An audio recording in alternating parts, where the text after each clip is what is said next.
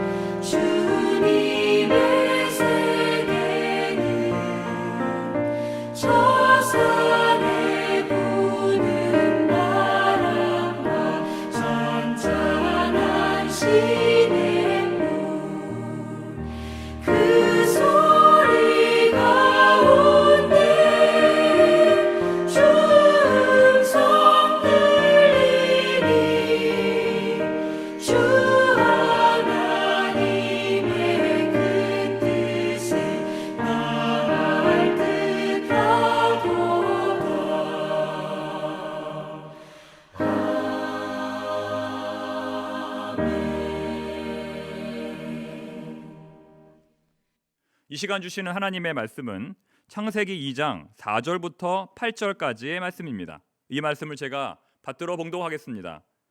이것이 천지가 창조될 때에 하늘과 땅의 내력이니 여호와 하나님이 땅과 하늘을 만드시던 날에 여호와 하나님이 땅에 비를 내리지 아니하셨고 땅을 갈 사람도 없었으므로 들에는 초목이 아직 없었고 밭에는 채소가 나지 아니하였으며 안개만 땅에서 올라와 온 지면을 적셨더라. 여호와 하나님이 땅의 흙으로 사람을 지으시고 생기를 그 코에 불어 넣으시니 사람이 생명이 되니라. 여호와 하나님이 동방의 에덴에 동산을 창설하시고 그 지으신 사람을 거기 두시니라. 아멘. 우리는 손님입니다. 우리는 손님입니다라는 제목으로 주의 말씀을 증거하겠습니다. 우리는 지금 위기의 시대를 살고 있습니다. 전쟁의 위기, 경제의 위기, 가정의 위기, 수많은 위기들이 우리를 위협하고 있습니다.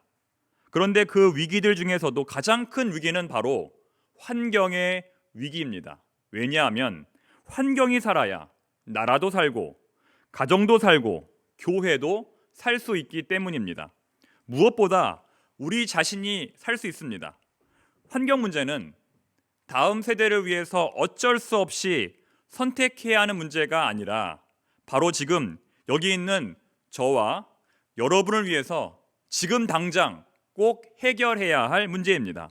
저는 오늘 환경 문제와 관련하여 두 권의 책을 여러분들에게 소개해 드리고자 합니다. 그 첫 번째 책은 바로 2050 거주 불능 지구입니다. 이 책의 내용은 제목 그대로입니다. 2050년의 지구는 거주 불능 상태가 된다는 것입니다. 2050년의 지구는 생물들이 도저히 살 수 없는 상태가 된다는 것입니다. 그러므로 이제 우리에게 남아있는 시간은 300년이 아니라 30년입니다. 두 번째로 소개할 책은 바로 이 책입니다. 제목이 뭐냐면 6도의 멸종, 6도의 멸종입니다. 이 책은 기온이 1도 오를 때마다 지구는 어떻게 변하는지에 대해서 쓴 책입니다. 지구의 기온이 6도 상승하면 어떤 변화가 일어날까요? 이 책을 소개하신 분은 이렇게 말합니다. 아마도 이 책은 끝까지 다 읽지 못할 것입니다. 그것은 이 책이 너무 어려워서가 아니라 그 내용이 너무 참혹하기 때문입니다. 책의 서두에는 이런 소개가 되어 있습니다. 다 함께 지옥으로의 여행 떠나볼까요? 다 함께 지옥으로의 여행 떠나볼까요? 이런 소개가 되어 있습니다. 네, 그렇습니다. 우리 함께 떠나보도록 하겠습니다. 1도가 상승할 때 지구는 어떤 변화를 하게 될까요? 기온이 1도 상승하면 바닷물의 온도는 1도가 아니라 훨씬 더 많이 올라갑니다. 바닷물의 온도가 올라가면 바다 생태계가 파괴될 뿐만 아니라 빙하의 녹는 속도가 빨라집니다. 무엇보다 1도가 상승할 때 지구에 닥칠 가장 큰 특징은 가뭄이라고 할 수 있습니다. 비가 내리지 않는다는 것입니다. 그 결과 농토는 사막화되고 식료품의 가격은 폭등합니다. 전 세계는 식량과 물 부족 현상에 시달립니다. 그리하여 환경 변화에 취약한 희귀 동식물부터 서서히 멸종되기 시작합니다. 이것이 바로 지구의 기온이 1도 올라갈 때 일어나는 현상입니다. 그렇다면 2도가 상승할 때 지구는 어떤 변화를 하게 될까요? 해수면의 상승으로 적어도 5개의 나라가, 5개의 국가가 사라지게 됩니다. 태평양의 섬나라 투발루는 인구 900명의 환초 국가입니다. 환초 국가라는 것은 산호로 만들어진 섬나라라는 것입니다. 그만큼 해수면이 낮고 바다와 직면해 있습니다. 환초 국가는 투발루 말고도 4개의 나라가 더 있는데 인구 8만의 키리바시, 인구 5만의 마셜제도, 인구 2,000명의 토겔라오, 그리고 인구 26만의 몰디브 제도입니다. 이 5개의 나라가 사라지게 될 것입니다. 3도가 상승할 때 지구는 어떤 변화를 하게 될까요? 지구 온난화 현상은 점점 더 가속화될 것입니다. 지구의 허파인 아마존 우림지대가 붕괴되고 해안지대에는 허리케인이 닥칩니다. 뉴욕 시내가 물에 가라앉고 식량 부족으로 곡물 시장의 가격이 치솟아 식량을 찾아 떠나는 인간들의 대이동이 시작될 것입니다. 이것은 단순한 이동이 아니라 생존을 위한 전쟁의 시작을 의미합니다. 4도가 상승할 때 지구는 어떤 변화를 하게 될까요? 지구 온도가 4도 상승하면 남극의 빙하는 완전히 붕괴될 것입니다. 남극은 얼음이 전혀 없는 땅이 될 것이며 알프스의 빙하도 흔적도 없이 사라지게 될 것입니다. 뿐만 아니라 시베리아, 알래스카, 캐나다의 북부, 그린란드 남부의 영구 동토층이 녹게 될 것입니다. 영국은 기온이 45도까지 상승하며 유럽 어느 지역에서도 눈은 볼 수 없게 됩니다. 5도가 상승할 때 지구는 어떤 변화를 하게 될까요? 과학자들은 아직도 지구에서 발견되지 않은 바이러스가 무려 100만 종 이상 존재한다고 추정합니다. 그런데 북극의 빙하에는 지난 수백만 년 동안 공기 중에 단 한 번도 퍼진 적이 없는 이러한 질병들이 갇혀 있다는 것입니다. 이 질병들은 인류가 단 한 번도 마주친 적이 없는 그런 질병입니다. 코로나19와 같은 것들이죠. 그런 질병들이 얼음 밖으로 나오게 되면 현재 우리의 면역 체계는 대응할 수가 없을 것입니다. 자, 이제 드디어 마지막입니다. 지구의 온도가 6도 상승하게 되면 지구는 어떤 변화를 하게 될까요? 메탄의 대량 분출로 다수의 생물들이 전멸하게 될 것입니다. 죽은 생물들의 시체가 썩으면서 유독가스가 발생할 것이며 이는 오존층의 파괴를 가속화하고 자외선의 양을 증가시킬 것입니다. 동굴이나 땅속에 숨은 동물들마저 다 죽을 것이며 바야흐로 지구에 사는 모든 생명체의 대멸종이 진행될 것입니다. 여러분, 이것이 바로 환경 전문가들이 예측하는 기후변화의 실제입니다. 그러므로 환경 전문가들은 한 목소리로 이렇게 말합니다.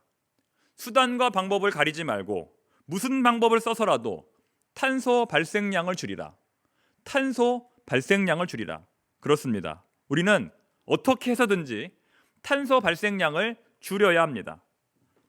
한 사람을 1km 수송하는 데 필요한 에너지는 자전거가 22kcal, 기차가 549kcal, 버스가 570kcal가 필요하다고 말합니다. 그렇다면 승용차로 한 사람을 1km 수송하는 데 필요한 에너지는 얼마일까요? 바로 1153kcal입니다. 1153kcal. 승용차는 버스나 기차보다 무려 2배 이상의 에너지가 필요하다는 것입니다. 그만큼 탄소 발생량이 많다는 것이죠.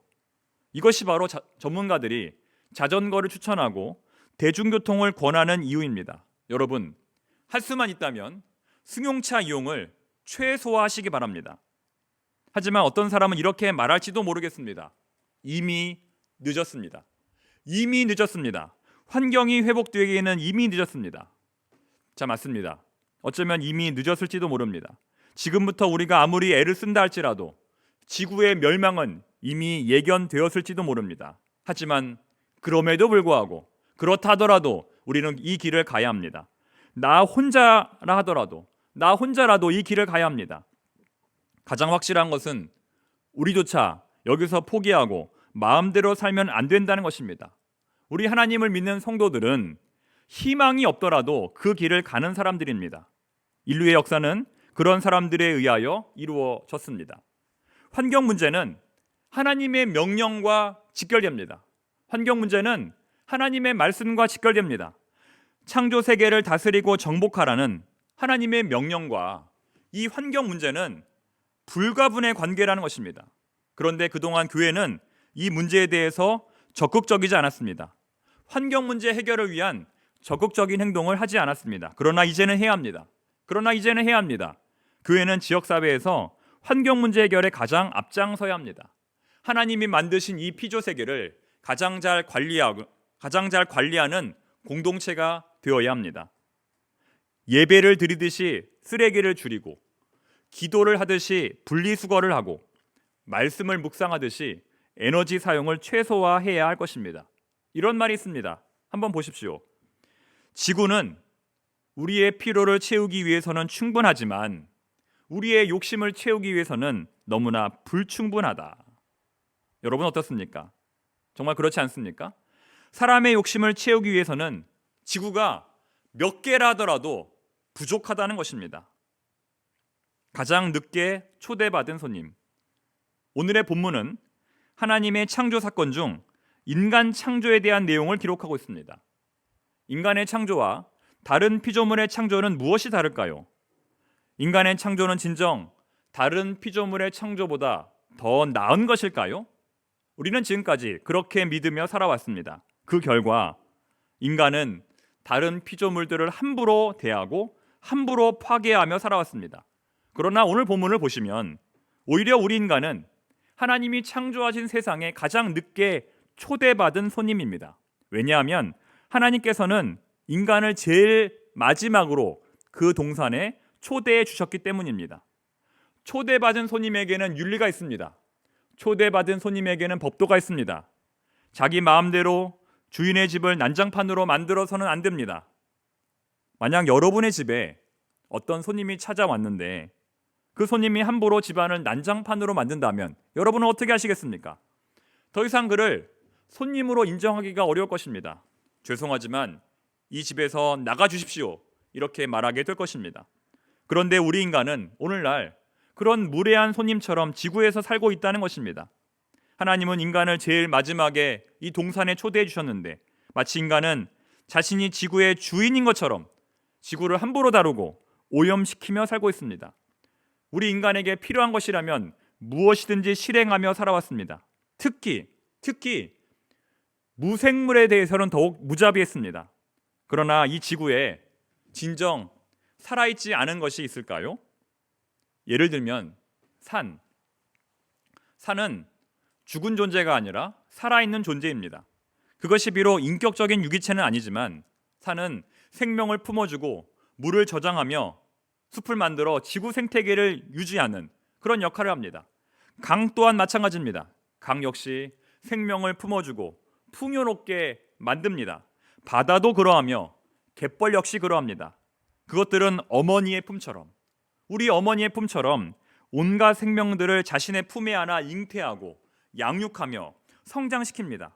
수많은 생명체들이 산과 바다와 강과 갯벌을 터전 삼아 그곳에 거주합니다. 그곳이 집이라는 것입니다. 그래서 산과 바다와 강과 갯벌은 살아있는 존재라고 말할 수 있습니다. 그런데 우리 인간들은 그 살아있는 존재를 공장으로, 도로로, 농지로, 아파트로 바꾸어 버렸습니다. 그렇다면 거기에 살고 있었던 생물들은 어떻게 되었을까요? 다행히도 작년 2022년 7월 유네스코 세계유산위원회는 한국의 갯벌을 세계유산 목록에 등재하였습니다. 여기에 해당되는 한국의 갯벌은 충남 서천갯벌, 전북 고창갯벌, 전남 신안갯벌, 전남 보성 순천갯벌 등 총 4개의 갯벌입니다. 하지만 이 갯벌들 외에도 우리나라에는 수많은 갯벌들이 존재합니다. 갯벌은 각종 수산물의 생산지이면서 또한 해양 오염을 막아주는 역할을 합니다. 연구 결과 갯벌은 하루에 1헥타르당 오염물질 21kg을 정화한다고 합니다. 이것을 수치로 환산하면 하수 종합처리장 수백 개, 수천 개와 맞먹는 양이며 매년 수천억 원의 비용을 절감하는 효과를 가지고 있습니다. 그래서 우리는 숲이 지구의 허파라면 갯벌은 지구의 콩팥이다 이렇게 말하는 것입니다. 이처럼 우리가 하나님을 진심으로 사랑한다면 하나님이 만드신 우주 만물을 사랑할 수밖에 없고 생태계를 존중할 수밖에 없고 조금 불편하더라도 일회용품 사용을 자제할 수밖에 없고 환경 문제에 깊은 관심을 가질 수밖에 없는 것입니다. 우리 하나님을 진심으로 사랑한다면 말입니다. 그런데 너무나 아이러니한 것은 환경 문제의 실질적인 주체자가 되어야 할, 환경 문제의 실질적인 해결자가 되어야 할 우리 어른들은 이러한 환경 문제에 대해서 어떠한 교육이나 안내도 받고 있지 않다는 것입니다. 여러분, 현재 최근에 환경 문제에 대해서 교육을 받으신 적이 있습니까? 환경 문제에 대해서 교육을 받으신 적이 있습니까? 아마 있으신 분도 계시고 그렇지 않으신 분도 계실 것입니다. 하지만 우리의 자녀들을 보십시오. 그들은 학교에서, 교회에서 여러 가지 채널을 통하여 환경 문제의 심각성을 배우고 있습니다. 플라스틱을 왜 사용하면 안 되는지, 승용차 이용을 왜 최소화해야 하는지 우리 자녀들은 지속적으로 교육을 받고 있다는 것입니다. 그런데 우리 어른들은 그렇지 않습니다. 우리 어른들은 그 어느 곳에서도 환경 문제에 대한 교육을 받지 못하고 있습니다. 여러분, 잔소리같이 들리겠지만 환경 문제를 해결하기 위해서는 반드시 두 가지가 필요합니다. 첫째는 끊임없는 교육입니다. 끊임없는 교육. 귀가 아프도록 가르침을 받아야 한다는 것입니다. 한두 번의 교육이 아니라 정말 귀가 아프도록 끊임없이 교육을 받아야만 비로소 실천할 수 있습니다. 두 번째는 우리 다 같이 함께 해야 한다는 것입니다. 한두 사람의 실천도 중요하지만 수십만, 수백만, 수천만의 사람들이 동참할 때 비로소 의미가 있는 것입니다. 실제로 미국의 버먼트라는 도시는 100% 재생에너지를 사용함으로써 탄소 발생 제로의 꿈을 이룬 도시로 알려져 있습니다. 여러분, 우리도 가능합니다. 우리도 할 수 있습니다. 우리도 해야 합니다. 이 땅에서 이루어진 하나님의 나라는 공존입니다. 공존, 다 같이 함께 산다는 것입니다. 여러분, 나 혼자 사는 길은 없습니다. 나 혼자 사는 길은 죽음의 길, 공멸의 길입니다. 우리는 둘 중에 하나입니다. 다 같이 살든지 다 같이 죽든지. 여러분, 어떤 선택을 하시겠습니까? 따라서 이 시대에 우리 기독교인들이 반드시 맺어야 할 성령의 열매는 바로 절제입니다. 오늘 성령 강림 주일인데요. 우리는 어떠한 열매를 맺어야 할까요? 사랑과 희락과 화평과 오래 참음과 자비와 양성과 충성과 온유도 당연히 우리가 맺어야 할 열매지만 이 시대에 우리가 맺어야 할 성령의 열매는 바로 이 절제라는 것입니다. 여러분, 절제의 열매를 맺고 계십니까? 소비를 줄이고 낭비를 줄이고 에너지 사용을 최소화하는 것, 에너지를 절약하는 것이 바로 절제의 열매입니다. 모이면 기도하고 흩어지면 봉사하라. 이것은 우리 청파동 교회 골목길 청소의 구호입니다. 너무나 좋은 구호이죠. 모이면 기도하고 흩어지면 봉사하라. 우리는 이 구호처럼 지역사회를 위해서 기도하고 봉사해야 합니다. 그런데 이제는 이 구호를 이렇게 바꾸어야 합니다. 어떻게 바꾸면 될까요? 모이면 쓰레기 제로, 흩어지면 에너지 제로. 이것이 바로 오늘 하나님께서 우리에게 주시는 명령입니다. 여러분, 일회용 비닐봉지를 대신하여 장바구니를 사용하시기 바랍니다. 일회용 컵 대신 텀블러를 사용하시기 바랍니다. 물티슈와 승용차 이용을 최대한 자제하시기 바랍니다. 이것이 바로 우리를 향한 하나님의 뜻입니다. 함께 기도하겠습니다. 하나님 아버지, 저희들 이 세상을 살아갈 때에 절제하게 하여 주시옵소서. 하나님이 만드신 이 지구를 내 몸처럼 아끼고 사랑하게 하여 주시옵소서. 예수님의 이름으로 기도드립니다. 아멘. 주 예수 그리스도의 은혜와 하나님의 사랑과 성령님의 교통하심이 이 지구에 살면서 지구를 내 몸처럼 사랑하며 하나님의 뜻을 실천하기를 소망하는 우리 청파동교회 모든 성도들과 가정과 그 기업 가운데, 이 나라 이민족 가운데 이제로부터 영원토록 함께 하시기를 간절히 축원하옵나이다. 아멘.